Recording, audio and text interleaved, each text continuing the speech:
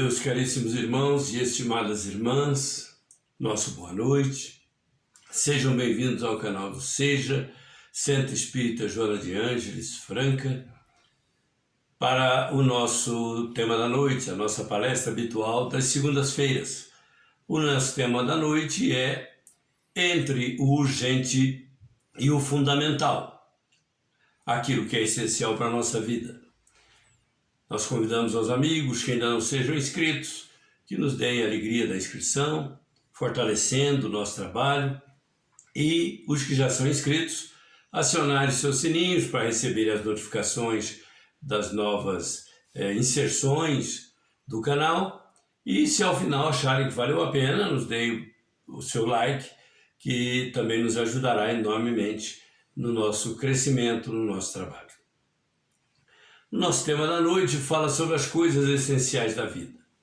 Essas coisas que acabamos deixando de lado por conta das coisas urgentes, das coisas que são, mais necessariamente pontuais, aquelas que nos prendem mais no relógio, aquelas que nos prendem a compromissos, e que de alguma maneira acaba muitas vezes consumindo boa parte do tempo da nossa existência, consumindo, diríamos, o grosso das nossas preocupações. Me lembrei disso a propósito ao rememorar uma história que Linda Tyler conta sobre si mesma. Ela estava numa manhã assoberbada, com muito trabalho de casa, lavando louças, deixando a máquina de lavar, lavando as roupas, enquanto ela ia cuidando das louças, fazendo 2, 3 trabalhos ao mesmo tempo. E se esqueceu do mundo, porque havia ainda uma lista de 25 outras prioridades, outras necessidades, outras coisas urgentes que ela tinha que fazer no dia, que estavam ali pregadas na porta da geladeira. E ela naquela azáfama danada, naquela correria, naquele embate com as lidas domésticas, se esqueceu da própria filha, de 2 anos de idade, Laurinha, que estava engatinhando lá pela sala da casa. De repente, ela tão distraída, tão absorvida pelo trabalho, ela sentiu algo tocar a sua perna, ela estranhou, pensou que fosse o cão da família, um outro animal que tivesse ganhado do interior da casa, e passado o susto ela olhou para baixo e viu ninguém menos que a Laurinha, 2 aninhos de idade, olhando para ela e dizendo assim, com aquela linguagem ainda um tanto quanto insegura: mamãe, quero o colo.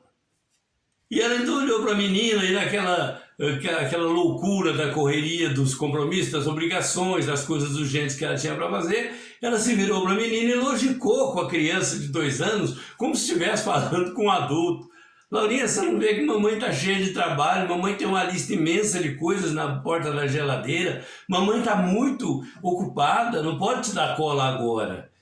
Laurinha não entendeu nada daquela lógica adulta, mas sentiu-se rejeitada, e foi o suficiente. E do jeito que ela estava apoiando na perna da mãe, ela desceu para o chão e voltou decepcionada, quase em prantos, para o lugar de onde tinha vindo. E foi um choque para Linda Tyler. Ela falou: mas o que está acontecendo comigo? Eu estou ficando louca? Eu estou logicando com a criança de 2 anos sobre as minhas urgências, as minhas necessidades, as coisas que estão me assoberbando a vida? O que a Laurinha tem com isso? O que ela tem a ver com os meus imprevistos, com os meus atrasos, com as minhas postergações? O que ela tem a ver com coisas que precisam acontecer e eu aqui estabeleci esse padrão de urgência na minha vida? Essa menina não tem nada com isso. Daqui a pouco essa menina cresce e eu não vi ela crescer. Daqui a pouco Laurinha se torna uma moça e eu vou dizer o quê para mim mesmo? Que eu fiquei assoberbada pelas minhas urgências, pelas minhas obrigações e não cuidei de acompanhar o crescimento da minha filha?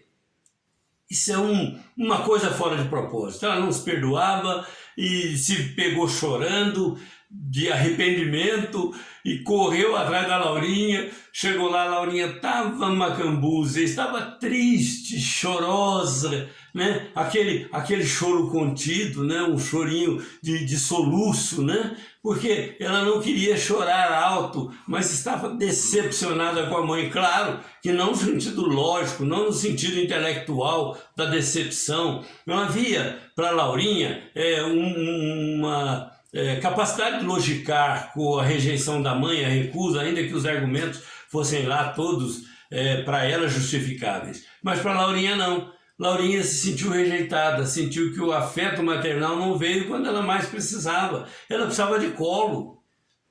E Laurinha era o amor da vida daquela mulher. Então não tinha nada mais necessário, mais fundamental do que acompanhar o crescimento da filha, do que prestar atenção no desenvolvimento da filha, do que estar atenta às nuances do crescimento, que as crianças são tão precoces e elas crescem com uma rapidez enorme que dentro de pouco tempo elas não guardam mais nenhuma semelhança com aquele bebezinho que só ronronava, né? Que só meneava e sorria ou chorava. A criança passa a ter as suas necessidades, ela passa a ter a sua noção de espaço e ela passa a ter as suas preferências afetivas. E claro, qual a criança que não está ligada no sentimento afetivo em relação à própria mãe? Há uma vida umbilical ali de algo parecido com 9 meses, mas tem criança apressada que nasce antes. Tem umas mais demoradas que tem que ser quase que despejadas, porque precisa de uma cesariana para tirar, já passando do tempo de nascer pelas contagens dos médicos. Então, mas ali, em torno de 9 meses, a criança está nascendo. E essa vida umbilical é interrompida, ela é cortada para que a criança passe a ter uma vida afetiva a partir dali. E essa afetividade vem desde o primeiro momento. É encantador ver uma criança, né? Nós escrevemos um trabalho que está em andamento, que se chama Colhendo as Felicidades Maduras, né? E o Espírito Pingo, nosso amigo espiritual, ele nos passou, né, um trecho de uma das mensagens do Colhendo a Felicidade Madura, que aliás deu título ao trabalho. E ele dizia nesse verso, nesse trechinho, o riso de uma criança, numa risada desabrida, é uma felicidade madura que merece e precisa ser colhida. Então, a criança é isso, é esse encantamento, é uma surpresa atrás da outra. De repente, ela está dando os primeiros passos, tati-bitati, está emitindo as primeiras palavras, e aí começa a disputa entre pai e mãe para ver se ela fala papai ou mamãe. Ela fala papá com fome e já acha que é o papai. Enfim, ficamos nesse encantamento, nesse deslumbramento, mas a uma certa altura da vida, assoberbados por tantos problemas, tantas dificuldades, acabamos perdendo esse timing do crescimento da criança, porque às vezes as urgências da vida acabam nos roubando a atenção para com a criança. Imagina então para com a família, né? Hoje todo mundo tem carreira, todo mundo tem trabalho, todo mundo trabalha fora, as crianças passam uma boa parte do tempo, ora numa creche, escola, depois já vai para a escola de tempo integral, sai da escola de tempo integral, vai para o balé clássico, ou vai para o judô, para o taekwondo, para o skate, está tudo misturado. E se quer que a criança seja multimídia, e ela vai fazer inglês, vai fazer javanês, vai fazer alemão, enfim. A criança também acaba tendo urgências terríveis, que depois desconecta-se. Então, quando o pai e a mãe estão em casa no fim de semana, né, às vezes estão tão ocupados com as coisas da lida diária que não percebem o crescimento dos filhos. Deixam de investir, às vezes, o melhor capital da vida, o melhor capital que possuem naquela criança que está mais receptiva do que nunca. Então, nós verificamos que assim, esse cuidado que se precisa ter para não se desviar nessa hora, tem que continuar na infância, na adolescência, depois, mesmo na madureza. porque nós temos relações interpessoais e na madureza nós temos que fazer escolhas, decisões, enfim. Se nós não recebemos essa orientação de berço, não recebemos essa orientação no lar, fica muito difícil ter sucesso, ter êxito em decisões e escolhas para a vida toda no seu grau de complexidade e de desafios. Então, Linda Tyler nos passa a ideia de que nós temos que ter muito cuidado, porque entre as coisas da vida nós temos aquelas que são urgentes, coisas que devem ser feitas, tem tempo, tem prazo para cumprir, tem hora para se fazer. E aquelas outras que são essenciais, para as quais nem sempre temos tempo, nem sempre decidimos quando começar. E acabamos adiando para depois, porque isso a gente vê mais tarde, a criança está aqui mesmo, meu filho está aqui mesmo, meu esposo está aqui mesmo, minha esposa está aqui mesmo, não estão reclamando de nada, então vamos tocando a vida assim. E não é bem assim que as coisas correm. Temos que estar atentos, ligados, mas muito ligados uns aos outros, porque os pais têm deveres para com os filhos passarão a ter deveres para com os pais. Isso, inclusive, no aspecto legal, a partir de uma determinada altura da vida, quando os pais já começarem a envelhecer, quando os pais estiverem enfermos, quando eles forem aqueles que precisam da ajuda dos filhos bem-sucedidos na vida ou não.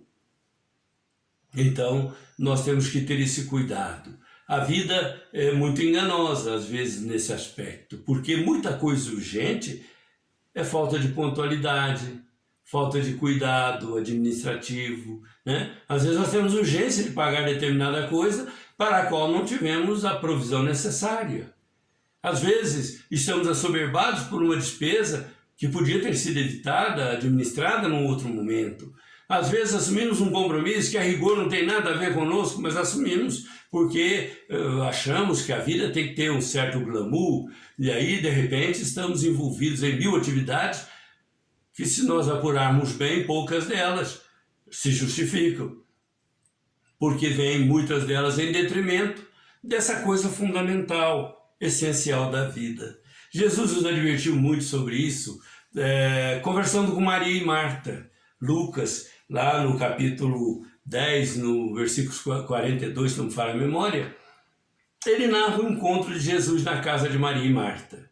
As duas irmãs recebendo Jesus, imaginemos uma visita ilustre dessa em casa, né? Quem é que não se embevece, quem é que não quer sentar-se ali ao redor dele para ouvir as suas histórias? Diz o evangelista que abrindo a boca Jesus ensinava. Ora que esplendor, que coisa maravilhosa. Não havia palavras perdidas, não havia conceitos vagos, nem filosofia barata. Jesus era o homem do caminho, era a liberdade da alma, e era a educação do sentimento para quem o ouvisse, para quem o visse, para quem com ele convivesse.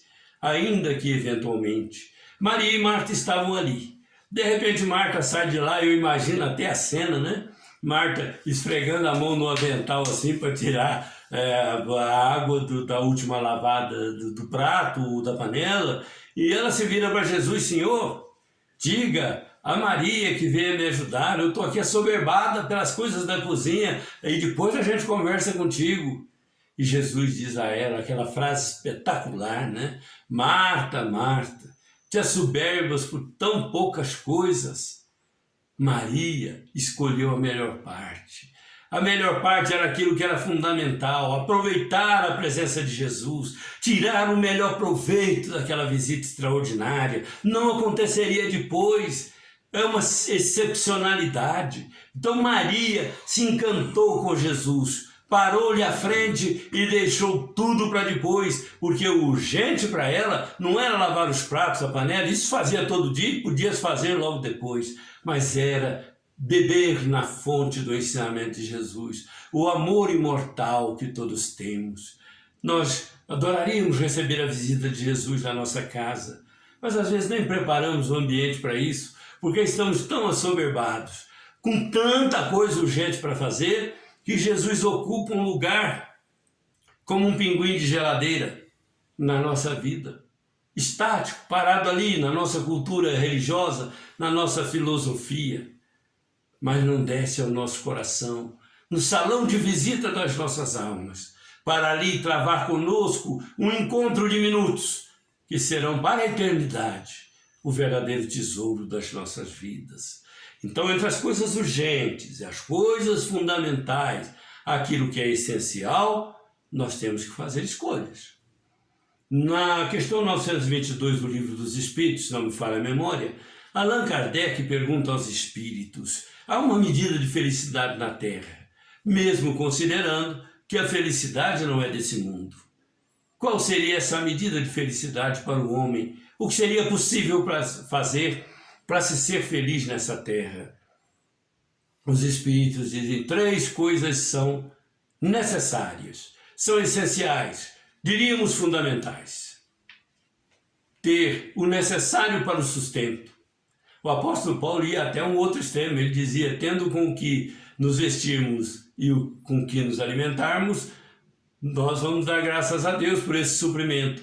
Os espíritos dizem que tendo o necessário para o sustento, seja o alimento, o remédio, a capacidade de se higienizar, de cuidar da saúde, de cuidar do bem-estar, ter um teto, é o necessário para o sustento, né? Estar agasalhado, albergado, defendendo-se das sazonalidades, né? O necessário para o sustento, a fé no futuro e a consciência tranquila.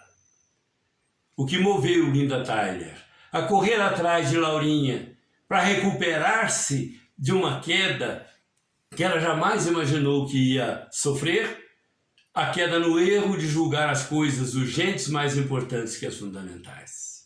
É uma inversão de ordem de valores que não deve ocorrer conosco, porque Jesus disse: Marta, Marta, te assoberbas por tantas coisas, porém só uma é necessária, e Maria escolheu a melhor parte.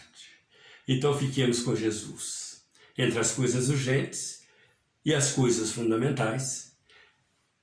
Cravemos as coisas fundamentais, porque as coisas fundamentais sendo realizadas em tempo, não haverá urgências a nos roubar o cuidado que nós devemos ter com aquelas coisas que são essenciais para a vida: o amor, o bem-estar, o conforto espiritual, a dedicação religiosa, a dedicação filosófica, o estudo, estar conectado com o mundo moderno, mas não ao ponto de perder a noção de si mesmo, nem a noção das outras coisas, mas ter um canal de comunicação com os irmãos que correm conosco a mesma trilha da vida, para não perdermos-nos pelo caminho nas coisas urgentes, que não são nem sempre e necessariamente fundamentais, mas para termos a conquista do que é necessário, daquilo que é essencial, daquilo que é fundamental, mas que nem sempre colocamos na porta da nossa geladeira ou dentro do nosso quadro mental